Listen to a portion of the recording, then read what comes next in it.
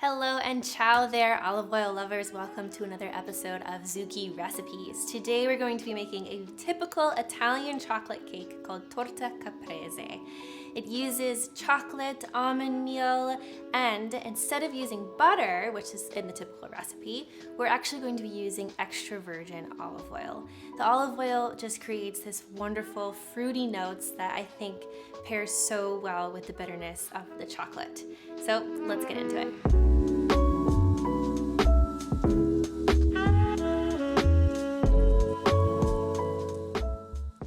Okay, so let's talk a little bit about the ingredients.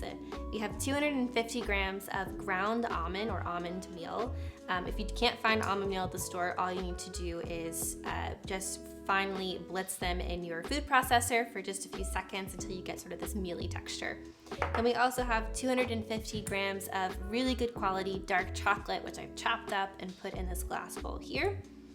We have 188 grams of extra virgin olive oil, and I'm actually using Zucchi's organic extra virgin olive oil, which is a little bit lighter and milder in flavor in comparison to some of our other olive oils. So it's a really good one to bake with because it's not too strong. Then we also have 6 eggs, which I've separated. I have my yolks over here and my whites here.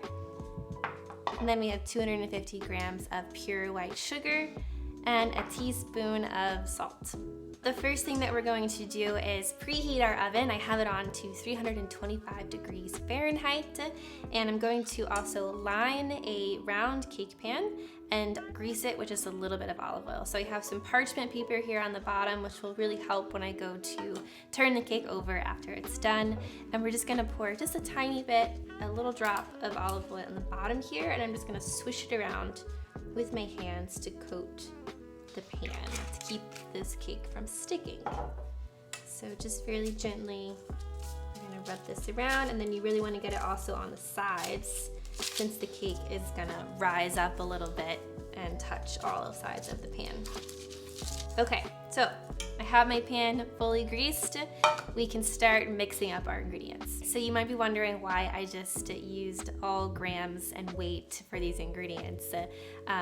In Italian recipes, it's very, very common to use weight, but also in baking, it's a much more precise way to use measurement. So if you do have a scale at home, a kitchen scale, you can use that. If you don't worry, we have the conversions to cups and tablespoons and teaspoons on the recipe on our website. You can just follow the link below.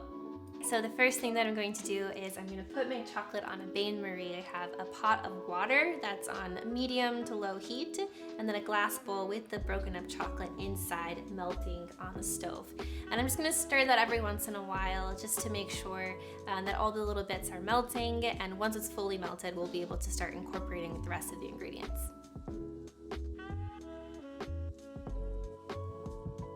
Okay, so I've just taken the chocolate off of the bain-marie, and it's super melted, really luscious. It's beautiful. So the first thing is we're gonna add in our extra virgin olive oil. I'm just gonna mix all of this together. Oh my gosh, it's so just silky. I love it. Okay, we're just gonna make sure that's really nice and combined. And then after that, you can just add in the almond meal. And again, this is kind of like the flour in this cake, even though this cake doesn't have any flour. The almond meal helps bind everything together, and it gives the cake a really nice crumbly texture. This is a fantastic cake if you have gluten-free friends or family that you're baking for, because it's 100% gluten-free. Okay, and then we're gonna add in the sugar. Again, this is about 250 grams or about 1 cup. I think I should have used a bigger bowl. This is like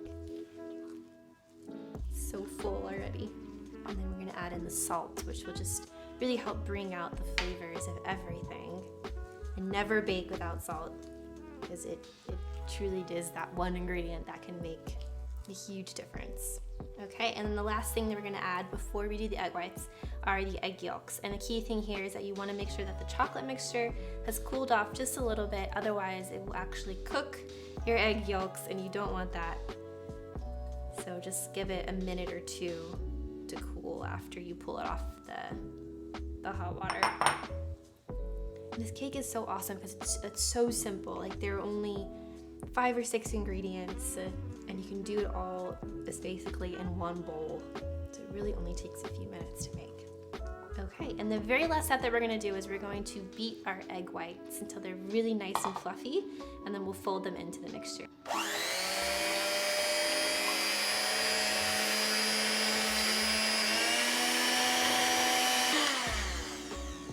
So I've done our egg whites and they are nice and fluffy and stiff.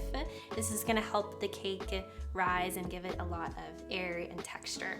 And this is so full that I'm gonna transfer it to a slightly bigger bowl just to give us a little bit more room to fold in the egg whites. And with the egg whites, we just wanna gently fold them in. I'm gonna do a little bit at a time so as not to overwhelm the whole mixture.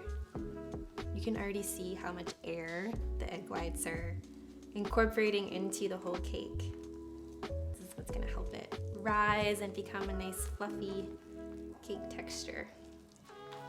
Okay, and then once you start to see that the egg whites are kind of fully incorporated and you've got a nice chocolatey mixture that's quite uniform in color, I'm gonna take our pan. It's again lined with parchment paper and a little bit of olive oil to keep everything from sticking, and I'm just gonna pour this in. Oh my gosh, this looks good. Like I want to eat this already. It looks so amazing. I'm gonna try to get as much as we can with this spatula. Don't want to waste any.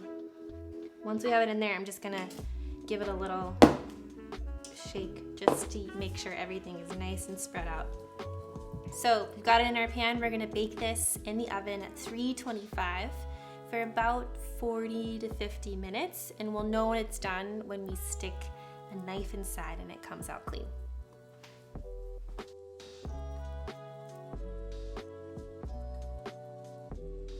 Okay, so it's time. We're gonna take the cake out of the oven and see how it is.